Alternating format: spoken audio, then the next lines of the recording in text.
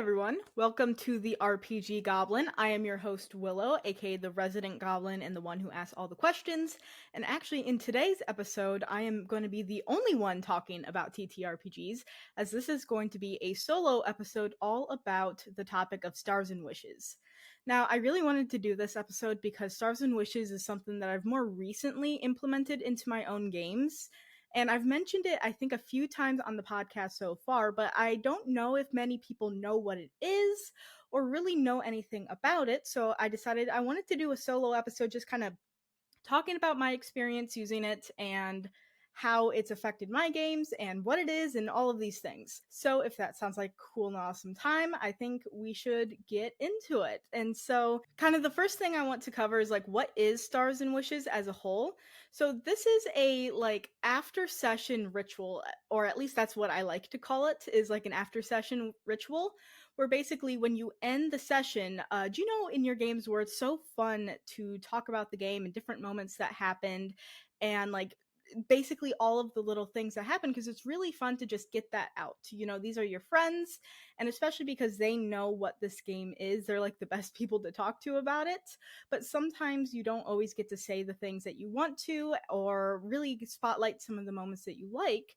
And so what Stars and Wishes basically is a ritual that lets everyone highlight moments that they really enjoyed in the game, and then also have a chance to tell the GM and everyone else what they are wanting, what they look forward to, or what they want to happen in the game, or expressing a character goal or something like that related to the game, aka the wish part. So the stars, let me backtrack a little bit. The stars are for basically giving someone a star. Like, this is a moment that happened that I really enjoyed. Here's a star. And then the wishes is for basically, hey, I want to see this happen in the future, or I want to see more of this, or anything like that. Whatever works for your group. I know in mine, I've had quite a few different kinds of wishes, from like, I don't want, like more of a joke wish of like, I don't want this to happen, but secretly they do, or anything that's a bit more serious where it's like, I really want to finish the mystery next session. And so I kind of get an idea of like where my players are wanting to go with things. And so I just find them really helpful. But I want to talk a little bit about where you can find stars and wishes. So for me, when I first encountered the idea, it was on TikTok, I believe a few years ago. And I wish I remembered the creator that posted this video. I can't find it. But it was a video on TikTok of someone just introducing the concept of stars and wishes.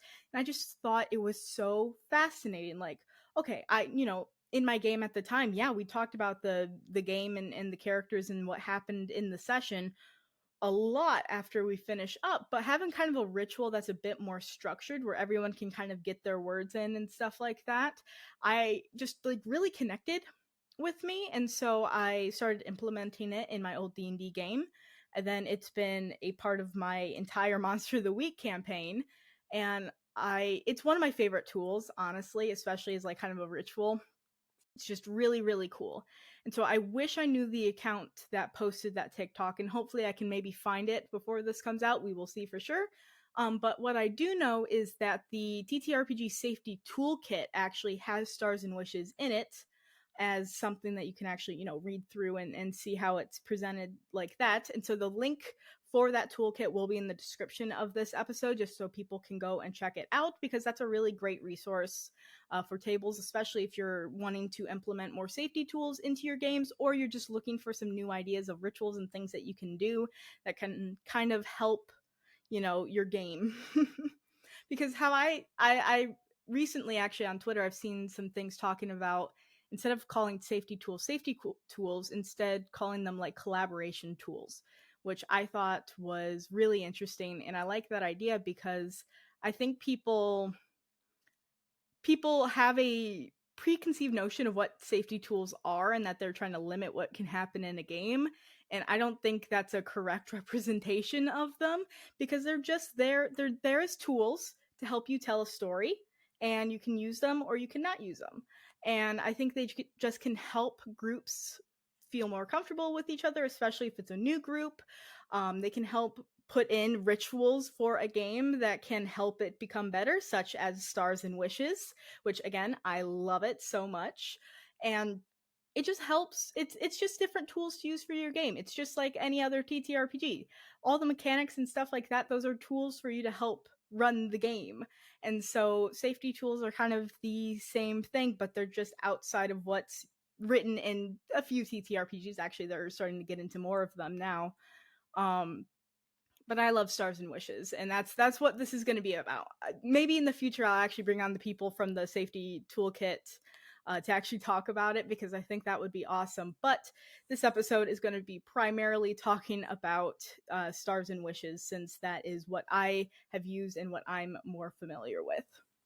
I just went over kind of what Stars and Wishes is, and how I introduced it to my group is basically like, hey, we like to talk about the game, and I just think it would be a really fun idea to try this out, see how it works. And so we implemented it into one of our D&D sessions just to, test it out. And when we got to the end of the session, I started the ritual, and all of my players like fell in love with it. And it's been really funny because games since then, everyone's so excited to get to the Stars and Wishes part so that they can start talking about like some of their favorite moments. And for me, I think that's just really fun for me. Um in my mind, I think it helps people kind of look for the things that they think are cool, remember them, and then for and then you get to then tell the people like, hey, your role play in this specific scene was fantastic, good job, like I just really love this and this. And so it's a really fun tool for basically reinforcing like what kind of themes you like in your game too. And like, hey, you did a fantastic job doing that, keep going. And it's like just a really great way to kind of feel good about like what you're doing in the game, and knowing that others are liking it too. And so as the GM of all of my games, I find it to be a really fantastic tool for me on getting like some feedback on things that my players really like. And so I can start getting some ideas of like, okay, if this player is really liking the dynamic between them and another NPC, I can make sure that that gets included in more scenes, especially with that NPC, and feed into that more because I know that player is enjoying that dynamic. Same thing, and I see this even with other players, that like one player giving them feedback tells them, okay, that's what they're enjoying about my character, and they can lean into that more, especially if they're already enjoying that too. And so I think it's like just a really, I don't know, it's a really fun process because it kind of just feeds into each other, and you get a game where everyone's super excited about these certain aspects. And you just get this moment at the end where everyone just is so excited and gets to just like tell everyone how cool they are, and what all the cool things that they did. So I love it. And I kind of want to talk about the way that I use Stars and Wishes too, because I put this up on Threads talking about Stars and Wishes a bit, and someone said that something they don't like about it is the fact that you only give the one star, and only one person's supposed to get a star. And so you go around the table, and you don't want to leave someone out of it, because then that's not fun, and that, that would make them feel bad. Like, oh, everyone else got a star, but I didn't. Or someone got 2 stars and I didn't. And so someone mentioned not liking that aspect of Stars and Wishes. And I can totally get that. And for me, at least when I interpreted what Stars and Wishes was, I thought it was something where everyone kind of gave a star to every player. And so that's actually how we've done it for my own group, is that, when we get to the end of the session, and it takes a little bit of time, granted, especially if you're doing everyone in the group, I have 3 players and then I'm the GM, so it's a 4-person group. And we get to the end and we start Stars and Wishes, and X player gives 3 other players a star, and then they do a wish. And that's also how I do it too, is like we do the stars first and then we do the wish. And it's always, on kind of the same turn. I don't know if other people do it a different way, where maybe they do all the stars first and then they go and do the wishes. This is just how I do it. But I pick a player to go first. I'm like, all right, give your stars. And so they'll give everyone a star, and then they'll give their wish. And then I go to the next person, and we keep going until everyone finishes up all of their stars and wishes. And That works really well for me. It does take a little bit of time, again, because we're giving it to every single player. And I'm curious if you can find a way to do it without giving it to every player to make it a bit more fair, I suppose.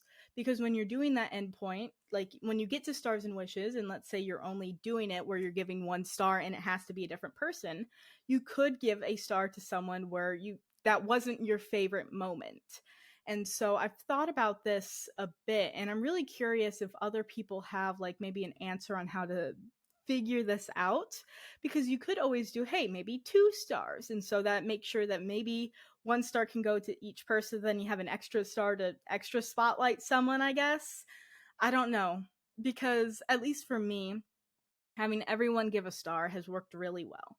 And I just know that not everyone can do that, especially if you play in a group of like 6 people.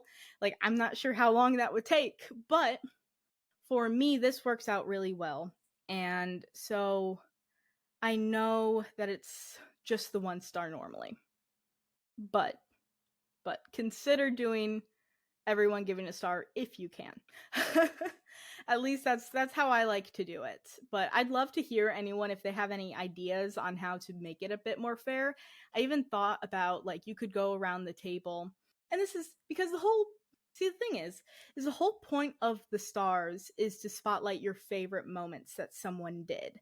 And so yeah, if you play a session, it's like, okay, I loved this moment that the GM did where they described this whole battle sequence. That's the thing that you loved most. But if the GM already has a star, yeah, what do you do then? Like, I thought maybe you could go around the table and maybe give a star to the person on your left or right, and then like kind of do it like that so that everyone gets a star, but then those might not be your favorite moments either. But I think that's not a bad way of doing it anyway. You could do that, and then you could maybe give a spotlight of your favorite moment too. I don't know. This is just me spitballing ideas because I just love this ritual so much that I want to figure out ways that it can be a little bit easier for people to use in their games and not feel like they're leaving anyone out. Because I mean, these are collaborative group games. You don't want like one person to be left out of Stars and Wishes because I really liked, everyone really liked this role play moment from this one person.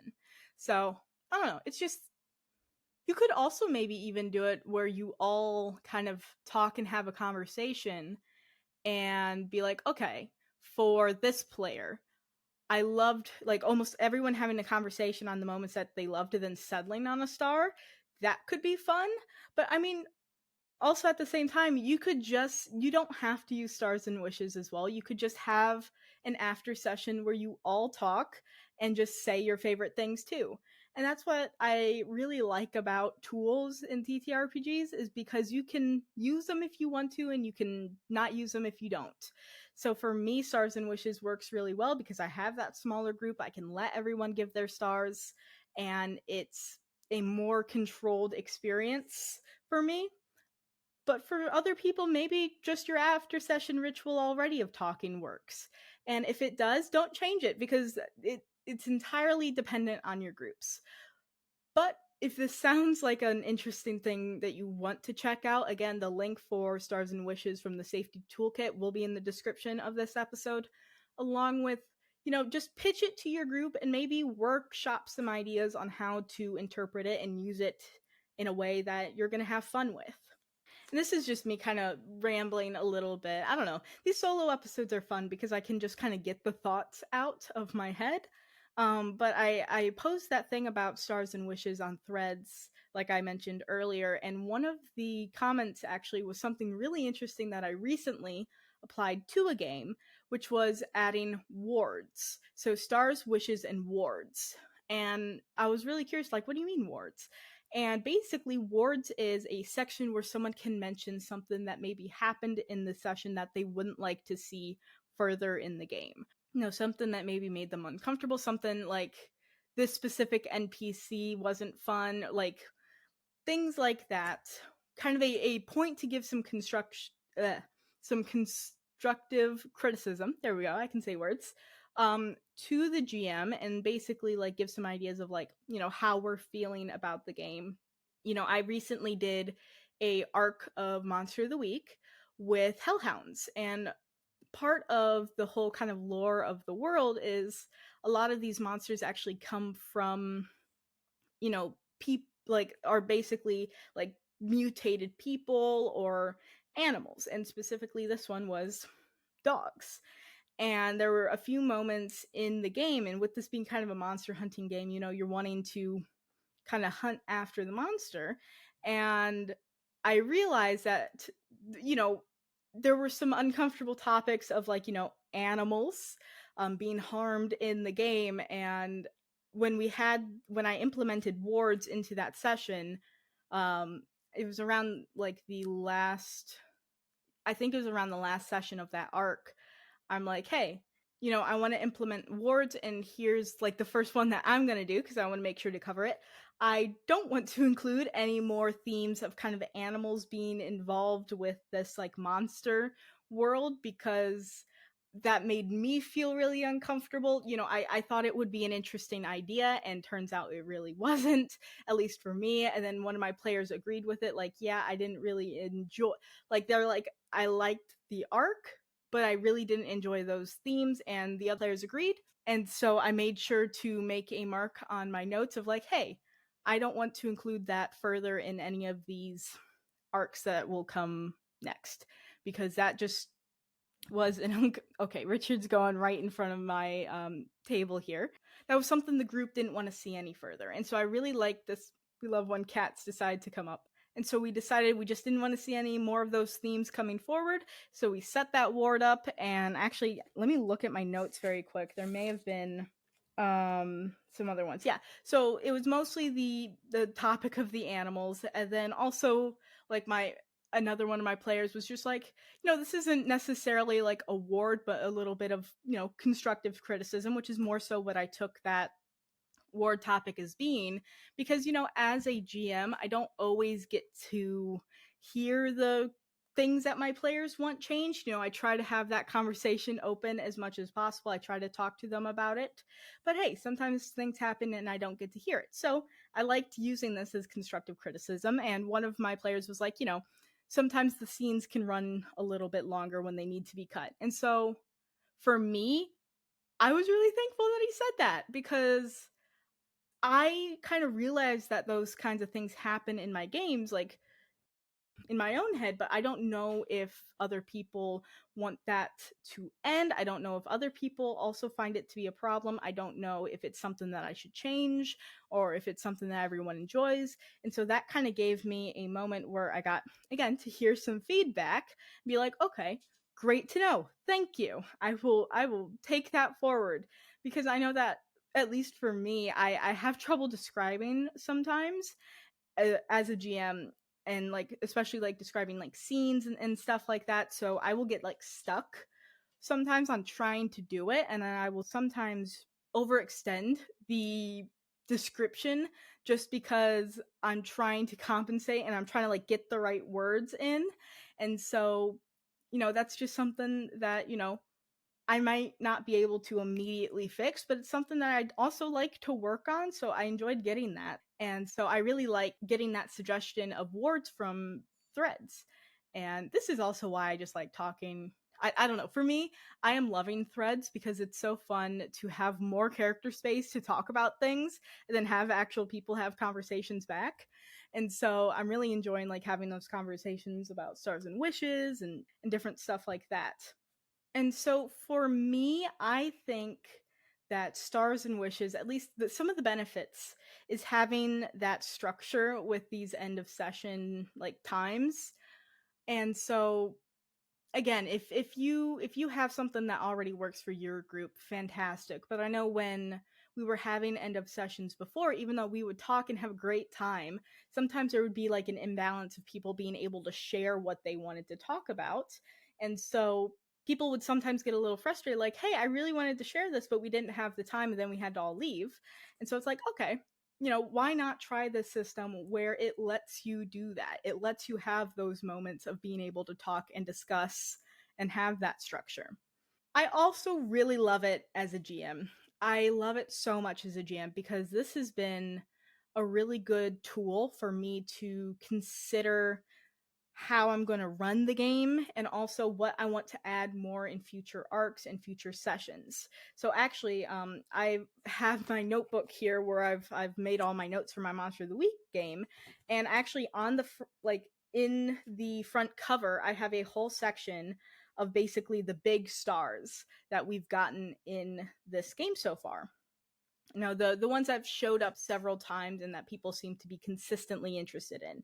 And it's stuff like character dynamics, interactions with NPCs, getting like lore and getting more information on the lore and mysteries, the actual like unit that they were a part of, the monster hunting unit that they're a part of, learning more about the world, bringing in personal like elements from these characters like backstories and stuff like that into the game.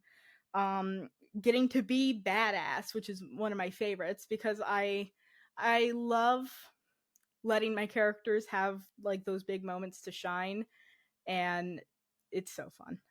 Flashback scenes, which is actually something I kind of stole from Amnesty, or the Adventure Zone, their campaign of Monster of the Week, which was Amnesty.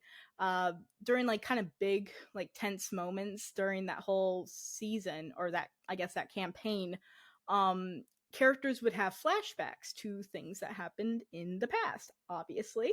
And it would basically like give more information or context on like certain actions and things, and there were times that it would actually relate to like the moment that like was happening and that caused this flashback. So some of the ones that I remember very thoroughly is during big battles. I think it was it Duck that got like thrown at the water park, and then like he like went unconscious, and then that's when he had a flashback maybe about like the his like chosen thing. That was really cool. It's been a little bit since I've watched Amnesty, so apologies for if that's not exactly right, but I implemented that into my own Monster of the Week game because I just thought that was such a fun idea. And I am all for as well like discovering the characters' stories more as we're playing versus like writing a whole thing beforehand. And so this gave my players moments to kind of expand on some elements. Why is this character feeling this way? What happened? Like an example that we actually recently did is two of the characters in my game are siblings, and one of them ended up leaving the one ended up leaving home like I think it was like 6 years ago or something. And we knew that happened and we just didn't know the details of it. And there was something that came up where that character actually revealed that they've known that they've been home because they've been connected. But that character was actually lying and they've been home for much longer than they let their family know because they didn't want them to know that they came back because they basically failed when they moved out, and like their job ended up like failing or something like that. And so we had a whole flashback scene of actually what went down, that basically why they moved and the whole thing that led up to it, and kind of knowing the information now of like that they came back and didn't tell anyone. There were some really like heartbreaking moments that got put in that flashback because we knew that information already, and so it made it sting a little bit more. But it was actually like one of my favorite scenes that I think we've done in this game because it was just so fascinating to explore this thing that happened in the past as these future characters. And the fact that like the sibling that was moving said, "I'll promise to let you know when I ever come back to town," and then they didn't. Ugh, tragedy. It's beautiful. TTRPGs, tragedy tabletop games. I don't know, something like that. But it's that's something that I really liked. And so, as a star, I made sure to write down, these flashbacks. I was getting stars personally as the GM for providing these flashbacks and for setting them up. So I made sure to make a note of that to make sure to continue to do them throughout the game because that's something my players really enjoyed. A few other things, again, I think a lot of these stars came from specifically stars that my players gave me, because those are usually the ones that I look at more closely because I am the GM. I'm looking at what I'm providing to the game, and so I want to know what I'm doing right. But I guess I shouldn't say doing right. I mean, like, yeah, it's doing right, but also what they are enjoying. And so two other ones was creating atmosphere in the game, which is when I was starting to experiment with describing a lot more and trying to get a bit more into it. And then other opposing groups, which is something I love in this campaign too, is that there are like at least like three different like kind of groups involved in this whole monster hunting thing. And so it's really fun. It was really fun for them to like kind of mess around with that and be like, you're on this side and I'm on this side, especially because we have like a traitor character. And so I really enjoyed like all those different aspects of like all these opposing groups. And so I was really happy when my players gave me stars for that. I'm like, yes, we actually really enjoy that. And I'm like, perfect, because I really enjoy it too. That was kind of the whole idea when I started the campaign, was to have kind of these different groups, and it ended up working really well. But I love getting these stars and being able to look at them and be like, all right, I can set up more opportunities to interact with NPCs because I know that I know that my players love that. I can set up more things where they can discover the lore and mystery and like, have a lot of agency in figuring that out. I can have more scenes setting up, interacting with the units and, the NPCs that are involved in that. So, kind of ticking two of those boxes, bringing in more personal aspects of the story, bringing in the flashbacks, which is kind of, similar thing there. Getting to be badass. I know that, when it comes to the moments where that would be a great opportunity, I know that my players want to feel cool, and so I can have it in my mind as I'm describing these things is that they want to feel cool. They want to feel badass as they're hunting these monsters. And so I can keep that in mind. And, again, this could be something where, just having conversations with your players, you could probably figure out most of these things. I just really enjoy the ritual that I know that I'm going to figure some of this stuff out because they're going to tell me. And also from a GM perspective, I love the wishes because those are specifically a bit more aimed at the, campaign and story in total. They are, I wish for this to happen. I'm looking forward for this happening. This is something that my character desires. This is something I desire. And so I love getting the wishes. And some of the ones that I've gotten is, some things that are a bit, small scale. So like one of the wishes that a player gave me was to figure out what a monster was when we first started the campaign. Session 1, they wanted to figure out what the monster was. And I love that because it's like, okay, this is a goal that me and my character have. We want to figure out what this monster is. And so going forward, I kind of know that's what they want to see. They want to try and figure that out. Another player on the first session was his character Matt getting humbled by the monsters because this guy's like super into cryptids and kind of this mythology of them, and he's like into the Jersey Devil, has a podcast where he talks for like 3 hours about cryptids and whatever. So he kind of takes it a bit more, he doesn't take it very seriously, and this was like his first time encountering it, and so he was going crazy. He was like, oh my god, monsters are real. And he wanted, and the player wanted his character to get humbled, have that moment where it's like, oh shit, these are actually like a big deal. I have to be careful with this, and I can't just be like, haha, monster. And so going forward, that was a note that I had, and we had it in the game, and he got humbled. And I also, provided another character was like stealing for Leon, which is one of like, this is the traitor character.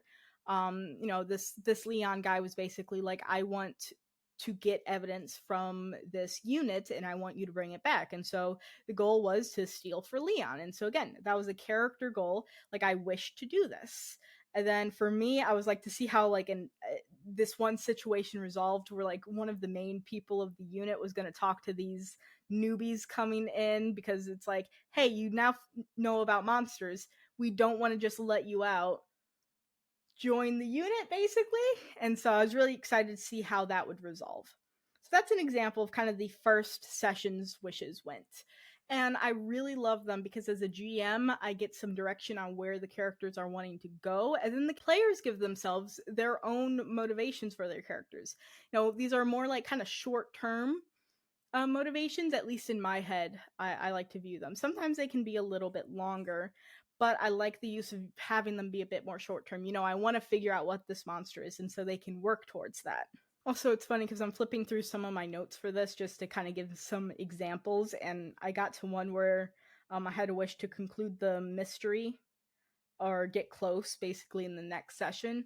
And that mystery went on for 3 more sessions, or yeah, 3 more sessions. Wasn't a bad thing. It was a really fun mystery. It was just funny to see that.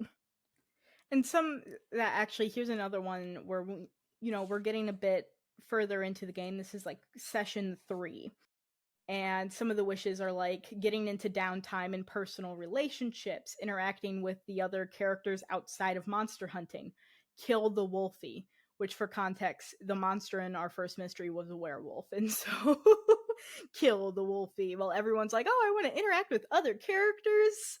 It's like got our priorities straight, which I just think that's also fun to see, like just the different ways also the players are viewing the game too, what they're wanting to see, and being able to have and being able to put the space of exploring all of these things too.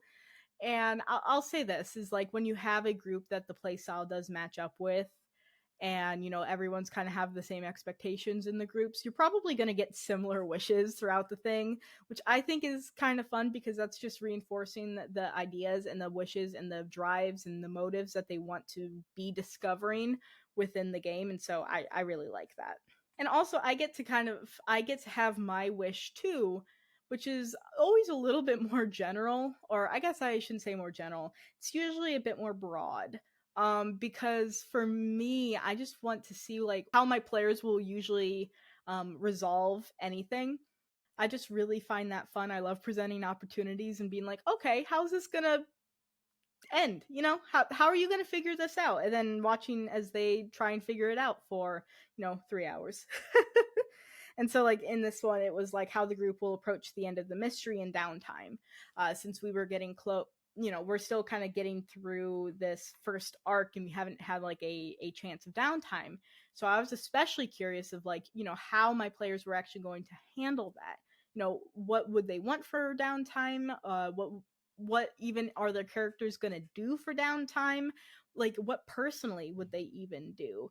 I want to know what Pigeon Cooper's going to do in their downtime, and how does that then reflect further in the game? How does that develop their character? Stuff like that. I just find it to be a really, really fun element to add into games. And actually fun, another one that I just looked at is one of the characters was like, I want to fight a vampire. And so actually I've been looking at possibly fulfilling that wish soon.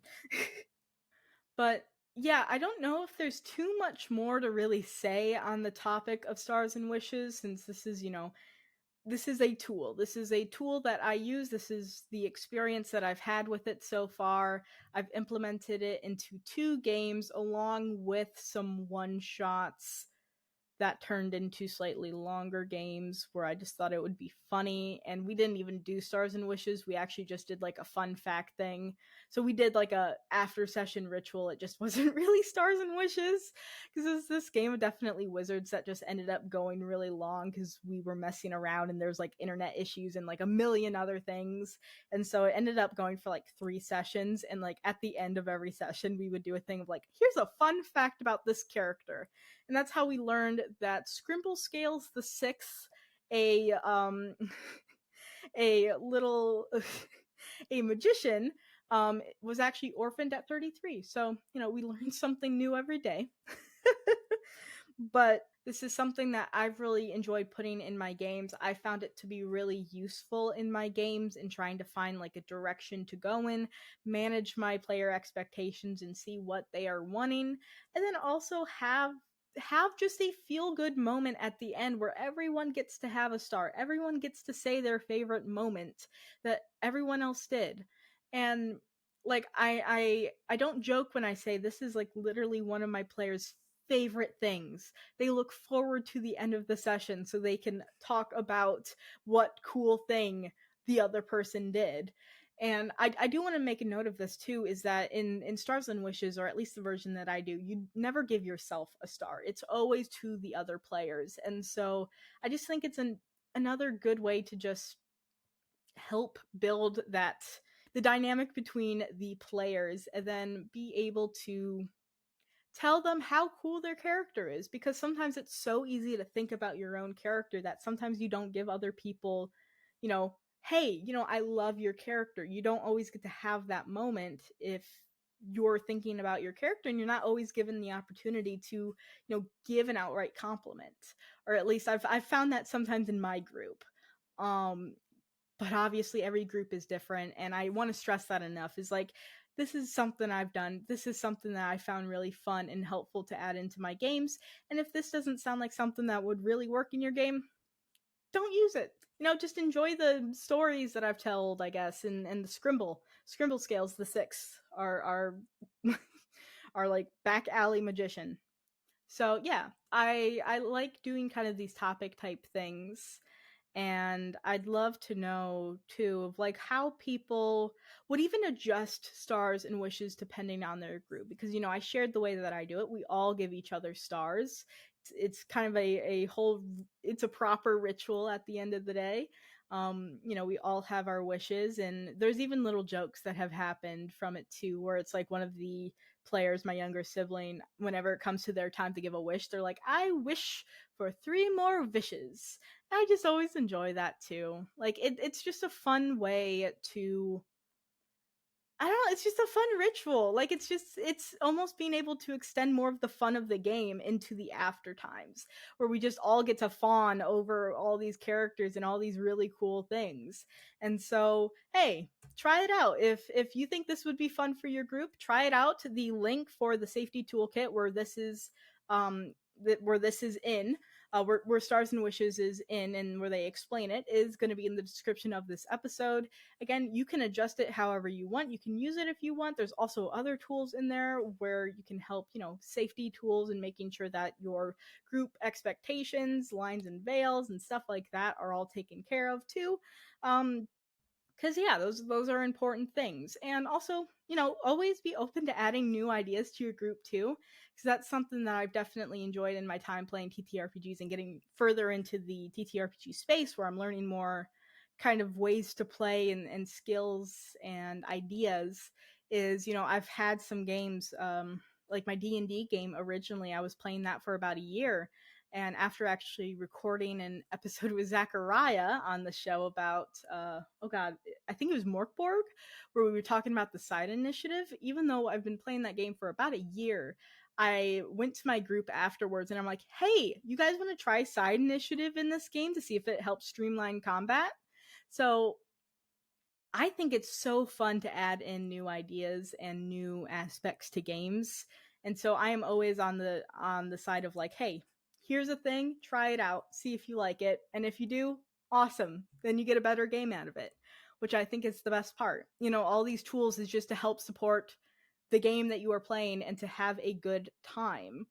And so, yeah, I mean, this is my, I guess, reflection of Stars and Wishes, how I've used it, what it is, um, examples of ones in my game, stuff like that. So I hope that you enjoyed listening to this. I know it's a slightly shorter episode than normal, but that's okay. I also want to let you know that there won't be an episode of the RPG Goblin coming out on the 29th of December, which is, a Friday when we normally release an episode. And that is because we are actually going to be hosting a TTRPG party in my Discord server. And that's going to be full of a bunch of guests coming on. We're going to be having giveaways about every 30 minutes, and there's going to be a huge announcement at the end of it. And I basically, I just want people to come to the Discord, hang out, win some cool, we got some dice going to be up in the giveaways. We have the three hatchling games PDFs that are going to be given away. We have some cool dice accessories, like a cool dice bag and some D&D cards coming from the people from 5GMs and Trenchcoat and all of that cool stuff. So if again, you want to win dice, you want to come hang out, talk, like listen to people talk about TTRPGs, have a good time on not a Saturday, on a Friday where there's not going to be a normal episode, then come on and hang out. The link to join the Discord will be in the description of this episode, along with it is in my link tree as well, and everybody is welcome to come in. It's going to be hosted with basically the guests and I as, video or, as the ones talking, and then you will be in the audience and you can chat in the chat, obviously. And yeah, I don't know, it'll be a great time. So if you are bummed about there being no new episode, at least you can come hang out in a party and it'll be awesome. Yeah, bit of a shorter episode. We're going to be wrapping up the year of 2023 soon, which is crazy. We're slowing down a little bit just to basically come into January on like full speed, new ideas, bunch of new episodes. There's lots of cool stuff coming in January and the year, approaching. I shouldn't say the year approaching, but like all of 2024. It's going to be insane. So, yeah, I hope that you enjoyed listening all about Stars and Wishes. I hope that you found any of this helpful. And like, please like tag me in anything where you want to talk about Stars and Wishes and maybe interpretations that you may have of it, because I would love to hear it. I always like hearing ways that you can, again, change tools and games and stuff like that. I find it really fun. But enough of me rambling. Thank you for listening. I hope that you come join the party on the 29th of December. It's going to be at 8 p.m. Eastern Standard Time. And yeah, bye.